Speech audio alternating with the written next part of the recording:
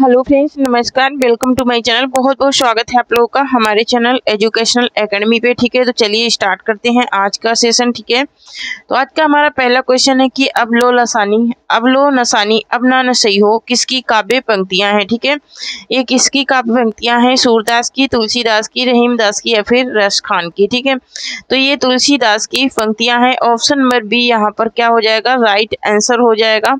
बहुत ही इंपॉर्टेंट ये पंक्तियां हैं, तुलसीदास की हैं। अब लो नसानी अब ना नसई हो किसकी है? तो तुलसीदास की ये पंक्तियां हैं। नेक्स्ट क्वेश्चन देख लेते हैं। नेक्स्ट क्वेश्चन है कि ब्रज भाषा की बृहत्त्रयी में किसे शामिल नहीं किया जाता है? ठीक है, ब्रज भाषा की बृहत्त्रयी में किसे शामिल नहीं किया जाता है? भारतेंदु को, रत्नाकर को, सत्यनारायण कविरत्न को या फिर रामचरित उपाध्याय को। ठीक है, तो रामचरित उपाध्याय को बृहत्त्रयी में शामिल नहीं किया जाता है। ऑप्शन नंबर डी राइट हो जाएगा। ब्रज भाषा की बृहत्त्रयी में रामचरित उपाध्याय को नहीं शामिल किया जाता है। नेक्स्ट क्वेश्चन है कि गीत फरोश नाम से अपना प्रथम काव्य संग्रह किसने रचा? गीत फरोश के नाम से अपना प्रथम काव्य संग्रह किसने रचा? गिरिजा कुमार माथुर ने, भवानी प्रसाद मिश्र ने, शमशेर बहादुर सिंह ने या फिर धर्मवीर भारती ने। गीत फरोश की बात हो रही है। गीत फरोश किसकी रचना है? ये भवानी प्रसाद मिश्र की रचना है। इन्होंने अपना प्रथम काव्य संग्रह लिखा। नेक्स्ट है कि चार डग हमने भरा तो क्या किया? कि निम्नलिखित में से यह पंक्ति किसकी है? ठीक है, चार डग हमने भरा तो क्या किया, है ना? हरिओद की या फिर मैथिली शरण गुप्त की? तो ये हरिओद की पंक्ति है और अयोध्या सिंह उपाध्याय इनका पूरा नाम है। नेक्स्ट क्वेश्चन है कि प्रताप नारायण मिश्र ने निम्नलिखित निबंधों में से किसे लिखा है? ठीक है, किसको लिखा है? बात को भारत उन्नति कैसे हो सकती है या फिर महाकवि मांग का प्रभात वर्णन या फिर श्रद्धा। तो बात इनकी जो है वो इनका निबंध है। ऑप्शन नंबर ए राइट हो जाएगा। नेक्स्ट क्वेश्चन है कि विद्यापति इनमें से किस रचना के आधार पर मैथिल कोकिल कहलाए? तो पदावली के आधार पर इन्होंने मैथिल कोकिल ये कहलाए। ठीक है, पदावली के आधार पर। ऑप्शन नंबर यहाँ पर ए राइट हो जाएगा। पदावली के आधार पर इनको मैथिल कोकिल की संज्ञा मिली। नेक्स्ट क्वेश्चन है मजदूरी और प्रेम शीर्षक निबंध के लेखक की एक रचना है। ठीक है, साहित्य की महत्ता, आचरण की सभ्यता, मेरी जन्मभूमि या फिर बंजारा मन। तो यहाँ पर जो आचरण की सभ्यता है, ठीक है, आचरण की सभ्यता ये इनका निबंध है। किसका है? ये पूर्ण सिंह का है, डॉक्टर पूर्ण सिंह का है। नेक्स्ट क्वेश्चन है कि भाषा निबंध मत मंजुन मतनोती किस कवि द्वारा रचित श्लोक का अंक है? ठीक है, किस कवि द्वारा रचित श्लोक का ये अर्थ है? वाल्मीकि, कालिदास या फिर तुलसीदास है या फिर जयदेव? किसके द्वारा रचित है ये? तो यहाँ पर इसका राइट आंसर क्या हो जाएगा? ये श्लोक पूछ रहा है तो ये तुलसीदास द्वारा। ऑप्शन नंबर सी राइट हो जाएगा। नेक्स्ट क्वेश्चन देख लेते हैं।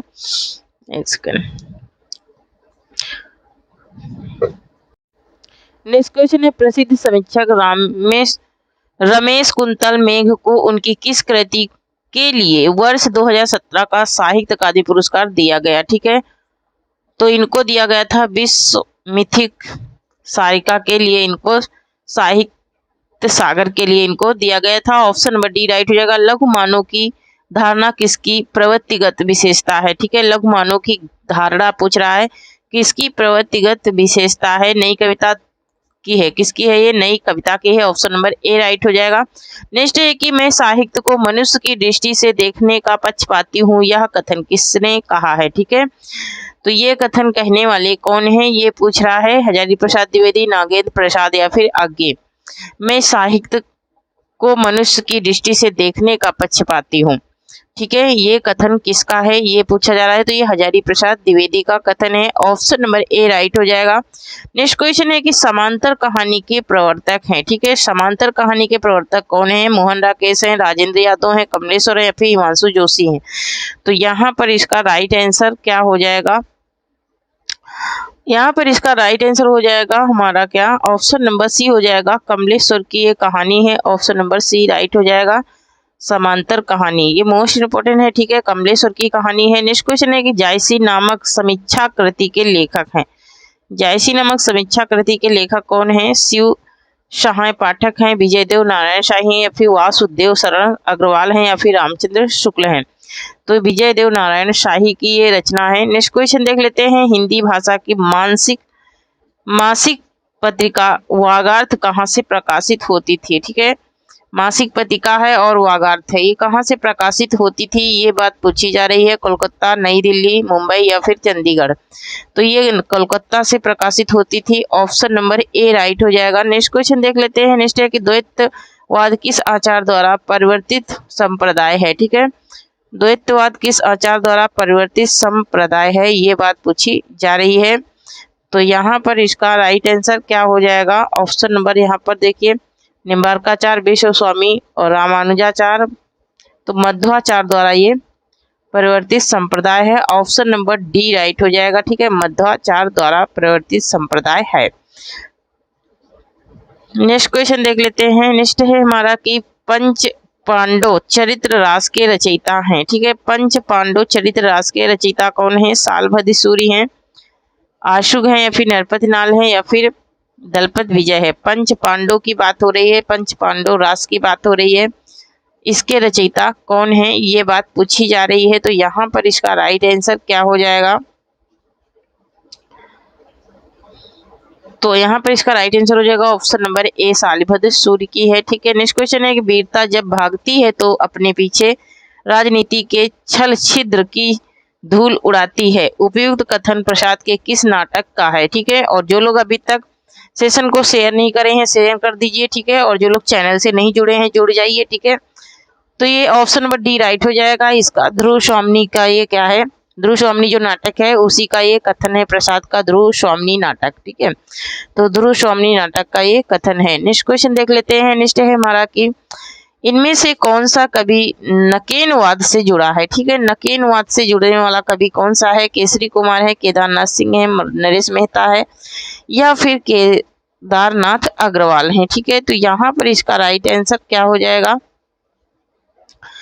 तो केसरी कुमार है, ऑप्शन नंबर ए यहाँ पर राइट हो जाएगा। ठीक है, कौन है? तो केसरी कुमार है, ऑप्शन नंबर ए राइट हो जाएगा यहाँ पर। ठीक है, नलिनी बिलोचन शर्मा है, और कौन है? केसरी कुमार, और कौन है? नरेश मेहता है। ठीक है, तो यही सब है। ठीक है, नरेश मेहता, केसरी कुमार, नलिनी बिलोचन शर्मा। नेक्स्ट क्वेश्चन देख लेते हैं। नेक्स्ट है अपने अपने अजनबी उपन्यास के लेखक हैं। ठीक है, अपने अपने अजनबी उपन्यास के लेखक कौन है? सच्चिदानंद हीरानंद वात्सायन अज्ञे हैं, प्रभाकर माचवे हैं, भगवती चरण वर्मा है। तो सच्चिदानंद हीरानंद अज्ञे हैं। नेक्स्ट क्वेश्चन है वह हृदय नहीं पत्थर है जिसमें स्वदेश का प्रेम प्यार नहीं, यह प्रसिद्ध काव्य पंक्ति निम्नलिखित में से किस कवि द्वारा रचित है? गया प्रसाद शुक्ल स्नेही, मैथिली शरण गुप्त, माखनलाल चतुर्वेदी, या फिर अमरेश त्रिपाठी? तो ये किसकी काव्य कृति है? तो ये है मैथिली शरण गुप्त की, वह हृदय नहीं पत्थर है। ठीक है, तो ये मैथिली शरण गुप्त की काव्य पंक्ति है। नेक्स्ट क्वेश्चन देख लेते हैं। नेक्स्ट है कि इनमें से कौन सा कवि सतसईकार है? ठीक है, केशव, पद्माकर, सियाराम शरण गुप्त, या फिर वियोगी हरि? कौन से कवि हैं जो सतसईकार हैं? ठीक है, तो यहाँ पर इसका राइट आंसर हो जाएगा वियोगी हरि। ठीक है, वियोगी हरि हो जाएगा। ऑप्शन नंबर डी यहाँ पर राइट आंसर हो जाएगा। वीर सतसई इन्होंने लिखा है, अलंकार प्रसाद की रचना है। नेक्स्ट क्वेश्चन, इनमें से किस कवि को एक भारतीय आत्मा उपनाम से जाना जाता है? माखनलाल चतुर्वेदी को, बालकृष्ण शर्मा नवीन को, मैथिली शरण गुप्त को, या फिर श्रीधर पाठक को? तो ये किसको जाना जाता है, किस कवि को जाना जाता है? तो यहाँ पर इसका राइट आंसर हो जाएगा ऑप्शन नंबर ए, माखनलाल चतुर्वेदी को जाना जाता है। नेक्स्ट क्वेश्चन है कि तीसरी सत्ता उपन्यास के लेखक का क्या नाम है? ठीक है, तीसरी सत्ता उपन्यास के लेखक कौन है? गिरिराज किशोर हैं, श्रीराज शुक्ल हैं, गोविंद मिश्र हैं, या फिर निर्मल वर्मा है? तो ये गिरिराज किशोर का है। ठीक है, नेक्स्ट क्वेश्चन देख लेते हैं। हरिदास संप्रदाय को अन्य नाम से भी पुकारा जाता है, यह नाम है? ठीक है, यह नाम कौन सा है? तो ये सखी संप्रदाय है। इसका जो अन्य नाम है वो है सखी संप्रदाय। इसका अन्य नाम क्या है? सखी संप्रदाय है। नेक्स्ट क्वेश्चन देख लेते हैं। नेक्स्ट है कि हिंदी नवरत्न एक आलोचनात्मक कृति है जिसके आलोचक रचनाकार हैं। शिव सिंह सरोज हैं, मिश्र बंधु हैं, या फिर रामचंद्र शुक्ल हैं, या फिर श्याम सुंदर दास हैं। ठीक है, हिंदी नवरत्न की बात हो रही है तो यहाँ पर हिंदी नवरत्न किसका हो जाएगा? मिश्र बंधु का हो जाएगा। ऑप्शन नंबर बी राइट हो जाएगा। ठीक है, और जो लोग अभी तक टेलीग्राम चैनल से नहीं जुड़े हैं जुड़ जाइए। ठीक है, नेक्स्ट क्वेश्चन है कि कलम का सिपाही हिंदी गद्य की किस विधा की रचना है? ठीक है, कलम का सिपाही हिंदी गद्य की किस विधा की रचना है? आत्मकथा, रिपोर्टाज, संस्मरण या फिर जीवनी? तो ये एक जीवनी है कलम का सिपाही। ठीक है, कलम का सिपाही अमृत राय ने लिखा था। नेक्स्ट क्वेश्चन देख लेते हैं। अमृत राय ने इसे लिखा था कलम का सिपाही। प्रेमचंद के जीवन पर ये आधारित है कलम का सिपाही। ठीक है, इनके बेटे ही हैं। ठीक है, इनके बेटे ही हैं। 1964 की है ये। ठीक है, तो यहाँ पर एक लिखी गई थी प्रेमचंद घर में, जो कि इनकी पत्नी शिवरानी देवी ने लिखा था 1944 में। ठीक है, शिवरानी देवी ने लिखा था 1944 में। नेक्स्ट क्वेश्चन है कि कलाधर उपनाम से रचना करने वाले का नाम है? सुमित्रानंद पंत है, सूर्यकांत त्रिपाठी निराला है, महादेवी वर्मा या फिर जयशंकर प्रसाद? तो कलाधर उपनाम से जयशंकर प्रसाद लिखते थे। ऑप्शन नंबर डी राइट हो जाएगा। नेक्स्ट क्वेश्चन देख लेते हैं। नेक्स्ट है कि धर्म की रसात्मक अनुभूति का नाम भक्ति है। ठीक है, धर्म की रसात्मक अनुभूति का नाम भक्ति है। उपयुक्त काव्य कथन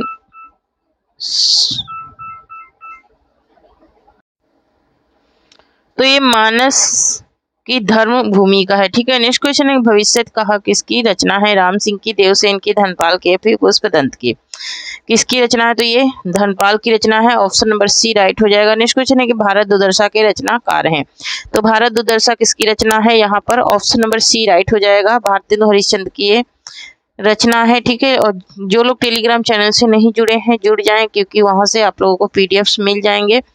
ठीक है, तो वहां से आप लोग जुड़ जाइए, वहां से आप लोगों को ओल्ड पीडीएफ भी मिल जाएंगे और कंटेंट में भी मिल जाएंगे। नेक्स्ट क्वेश्चन है कि रीतिबद्ध कवि देव हैं? ठीक है, देव कैसे हैं? तो रसवादी कवि हैं। ये कैसे कवि हैं? देव रसवादी कवि हैं। ठीक है, तो यहाँ पर रीतिबद्ध देव पूछ रहा है, तो देव कैसे कवि हैं इसका मतलब है तो रसवादी कवि हैं। ऑप्शन नंबर डी राइट हो जाएगा। नेक्स्ट क्वेश्चन है कि गीत गोविंद के रचयिता हैं? ठीक है, गीत गोविंद के रचयिता कौन है? कालिदास, बाणभट्ट, भारवी या फिर जयदेव? तो गीत गोविंद किसकी रचना है ये बात पूछी जा रही, तो ऑप्शन नंबर डी राइट हो जाएगा, जयदेव की रचना है। नेक्स्ट क्वेश्चन है कि इनमें से एक कवि अष्टछाप में नहीं है? ठीक है, अष्टछाप में कौन से कवि नहीं है? तो कल मैंने बताया था अष्टछाप के अंतर्गत कौन कौन से कवि आते हैं। 1565 में इसकी रचना हुई थी। अष्टछाप की कब हुई थी? 1565 में। इसमें सूरदास, कुंभनदास, ठीक है, कुंभनदास, परमानंद दास, शीत स्वामी, एक सेकंड यहाँ पर, तो यहाँ पर कृष्णदास नहीं है। ठीक है, कृष्णदास जो है वो नहीं है। बाकी के ये चारों ही क्या हैं? तीनों ही क्या हैं? अष्टछाप के कवि हैं। शीत स्वामी भी हैं, चतुर्भुज दास है, गोविंद दास भी हैं। इसके अलावा नंददास भी हैं। ठीक है, नंददास, ठीक है, और इसके अलावा यहाँ पर गोविंद स्वामी होगा, गोविंद दास नहीं होगा। ठीक है, ऑप्शन नंबर डी हो जाएगा। ठीक है, ऑप्शन नंबर डी होगा, ए नहीं होगा। ठीक है, ऑप्शन नंबर डी हो जाएगा, क्योंकि यहाँ पर कृष्णदास है, यहाँ पर गोविंद स्वामी है, गोविंद दास नहीं है। ठीक है, नेक्स्ट क्वेश्चन है कि विशल देव रासों के रचयिता हैं? ठीक है, विशल देव रासों के रचयिता कौन है? चंद्रवरदाई, तो नरपत नल की रचना है Visal Dev Raso. Option number C right हो जाएगा। नेक्स्ट क्वेश्चन है कि कीर्ति पताका के रचनाकार का नाम है? ठीक है, कीर्ति पताका किसकी रचना है? मोस्ट इंपोर्टेंट है। ठीक है, तो कीर्ति पताका ये जो रचना है वो है विद्यापति की। ऑप्शन नंबर ए राइट हो जाएगा। नेक्स्ट क्वेश्चन है कि निम्नलिखित में विष्णु प्रभाकर लिखित यात्रा वृत्तांत कौन सा है? ठीक है, घाट घाट का पानी, ज्योतिषपुंज हिमालय या फिर दरख्तों के पार शाम, सागर के आर पार? ठीक है, तो ज्योतिषपुंज हिमालय जो है ये इनका क्या है? यात्रा वृत्तांत है। किसका? विष्णु प्रभाकर का। ठीक है, किसका है? विष्णु प्रभाकर का है। नेक्स्ट क्वेश्चन देख लेते हैं। नेक्स्ट क्वेश्चन देख लेते हैं, जयशंकर प्रसाद के किस नाटक में कार्नेलिया पात्र है? ठीक है, यहाँ पर ऑप्शन नंबर बी राइट हो जाएगा। नेक्स्ट क्वेश्चन है कि जयशंकर प्रसाद के किस नाटक में कार्नेलिया पात्र है? स्कंदगुप्त, चंद्रगुप्त, विशाख या फिर अजातशत्रु? तो कार्नेलिया जो पात्र है उसकी बात हो रही है कि किसकी ये पात्रा है यहाँ पर, तो चंद्रगुप्त की पात्रा है ये कार्नेलिया, ठीक है, चंद्रगुप्त की ये पात्र है। नेक्स्ट क्वेश्चन में देख लेते हैं। नेक्स्ट है कि निम्नलिखित ग्रंथों में से कौन सा ग्रंथ रीतिकालीन नहीं है, ठीक है, कौन सा ग्रंथ है जो रीतिकालीन नहीं है? हिमतरंगड़ी, रहस्य, रस रहस्य, हिम तरंगड़ी, यहाँ पर हित तरंगड़ी और यहाँ पर हिम तरंगड़ी, ठीक है, तो हित तरंगड़ी जो है ये नहीं है, ठीक है, माखनलाल चतुर्वेदी का है, ठीक है। नेक्स्ट क्वेश्चन है प्रवासी के गीत के रचनाकार हैं। प्रवासी के गीत किसकी रचना है? नरेंद्र शर्मा की, हरिशंकर हरिवंश राय बच्चन की, या फिर भगवती चरण वर्मा की, या फिर हरिकृष्ण प्रेमी की। तो प्रवासी के गीत ये नरेंद्र शर्मा की रचना है। ऑप्शन नंबर ए राइट हो जाएगा, ठीक है, किसकी है? नरेंद्र शर्मा की रचना है प्रवासी के गीत। ऑप्शन नंबर ए यहाँ पर राइट हो जाएगा। नेक्स्ट क्वेश्चन देख लेते हैं। नेक्स्ट है सूची 1 को सूची 2 से सुमेलित कीजिए तथा सूचियों के नीचे दिए गए कोड का प्रयोग कर सही उत्तर चुनिए, ठीक है। तो जूही की कली किसका है? एक सेकंड, निराला का है जूही की कली। नौका विहार किसका है? नौका विहार है सौमित्रानंद पंत का। नदी के द्वीप किसका है? नदी के द्वीप है अज्ञे का। तो पुष्प की अभिलाषा किसकी है? तो माखनलाल चतुर्वेदी की है। तो यहाँ पर देख लेते हैं कौन सा ऑप्शन सही हो जाएगा। 4 3 1 2 ठीक। यहाँ पर नेक्स्ट क्वेश्चन है कि अर्धनारीश्वर निबंध संग्रह के रचनाकार का नाम है। अर्धनारीश्वर निबंध संग्रह के रचनाकार का नाम क्या है? शांतिप्रिय द्विवेदी। तो ये किसका है? ये रामधारी सिंह दिनकर का है। Option number A B right हो जाएगा। 1952 की रचना है। नेक्स्ट क्वेश्चन है कि नाटक और नाटककार की दृष्टि से एक युग्म अशुद्ध है, ठीक है, नाटक है एक तरफ, दूसरी तरफ नाटककार हैं, लेकिन एक युग्म अशुद्ध है, उसे बताना है। तो कौन सा युग्म अशुद्ध है? तो यहाँ पर आषाढ़ का एक दिन मोहन राकेश का है, ये सुरेंद्र वर्मा का नहीं है, यही क्या है? अशुद्ध है, ठीक है। आषाढ़ का एक दिन ये किसका है? मोहन राकेश का है। 1958 की रचना है और ये इनका क्या है? नाटक है। बाकी के सब सही हैं। नेक्स्ट क्वेश्चन देख लेते हैं।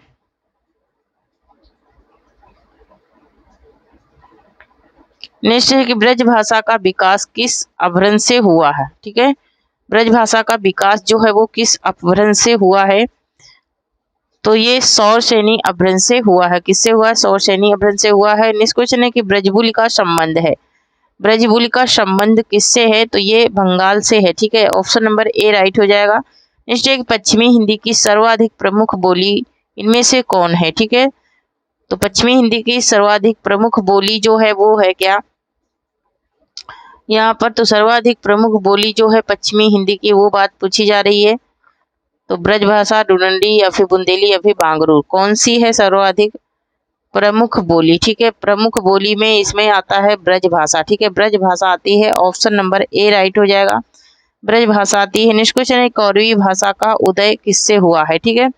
कौरवी भाषा का जो उदय हुआ है वो पश्चिमी हिंदी से हुआ है, सौरसेनी अपभ्रंश से, ठीक है, सौरसेनी अपभ्रंश से पश्चिमी हिंदी से हुआ है। नेक्स्ट क्वेश्चन है कि छत्तीसगढ़ी किस भाषा की बोली है, ठीक है, छत्तीसगढ़ी जो है वो किस भाषा के? वो है पूर्वी हिंदी की, ठीक है, अर्धमागधी अपभ्रंश से बोलते हैं। नेक्स्ट क्वेश्चन है कि किस क्षेत्र की बोली को कसिका कहा जाता है? कसिका कहा गया है, ठीक है, किस क्षेत्र की बोली है जिसको कसिका कहा गया है? तो बनारसी, ठीक है, बनारसी लिखा है, बनारस ही होता है, ठीक है। नेक्स्ट क्वेश्चन है अंगिका किस राज्य की बोली है? अंगिका, ठीक है, इसमें कंफ्यूज नहीं होना है अंगिका और कसिका में, ठीक है। तो यहाँ पर कसिका है वाराणसी की, लेकिन अंगिका है बिहार की। ऑप्शन नंबर डी राइट हो जाएगा।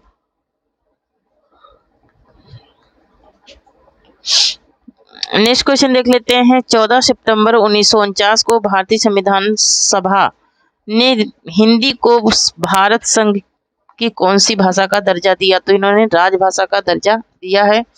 नेक्स्ट क्वेश्चन है कि भारत में हिंदी को संविधान की किस धारा के अंतर्गत रखा गया है? तो 343 1 के अंतर्गत रखा गया है, ठीक है। नेक्स्ट क्वेश्चन है देवनागरी लिपि का सर्वप्रथम प्रयोग किस राज्य में हुआ? तो ये सबसे पहला प्रयोग जो हुआ था देवनागरी का, तो ये कहाँ हुआ था? गुजरात में हुआ था। ऑप्शन नंबर डी राइट हो जाएगा। नेक्स्ट क्वेश्चन देख लेते हैं। नेक्स्ट है कि राम ध्यान मंजरी के रचयिता हैं, ठीक है।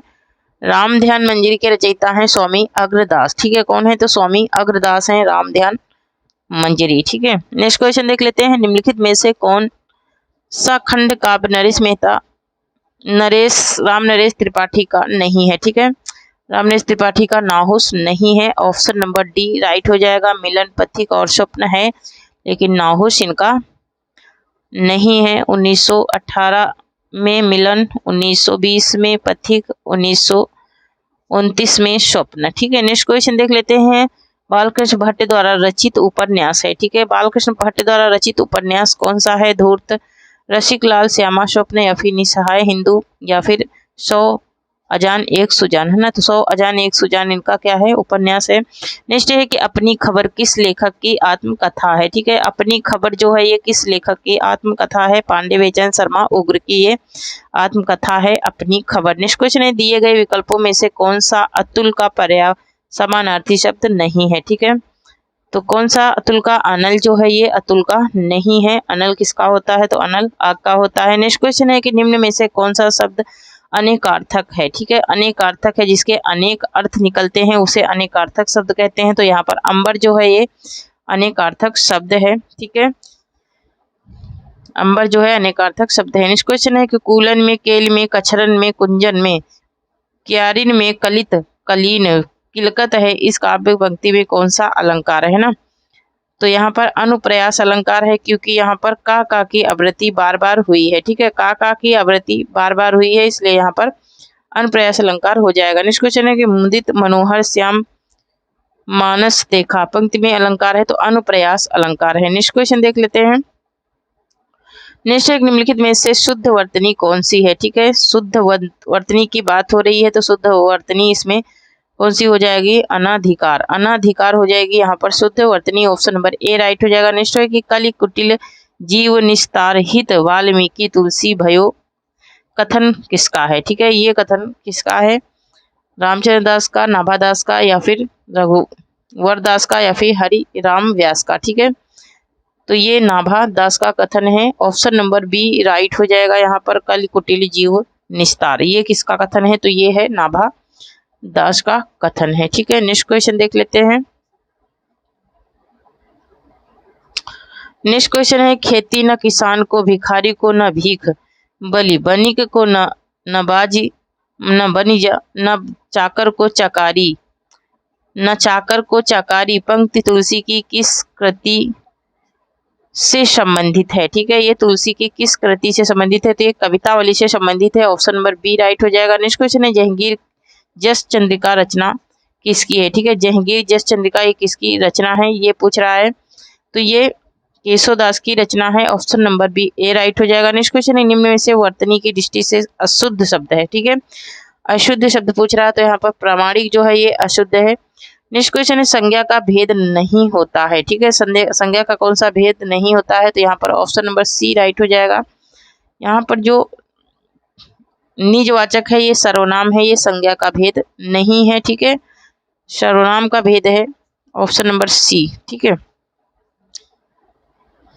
ऑप्शन नंबर सी जो है ये सर्वनाम का भेद है, संज्ञा का भेद नहीं है। नेक्स्ट क्वेश्चन है, निम्न में से कौन सा अव्ययभाव समास नहीं है? ठीक है, कौन सा अव्ययभाव समास नहीं है? तो यहाँ पर आय व्यय जो है ये द्वंद्व समास है, अव्ययभाव समास नहीं है। ठीक है, आय और व्यय है ना, तो आय और व्यय क्या होता है? द्वंद्व समास होता है। ठीक है, नेक्स्ट क्वेश्चन देख लेते हैं।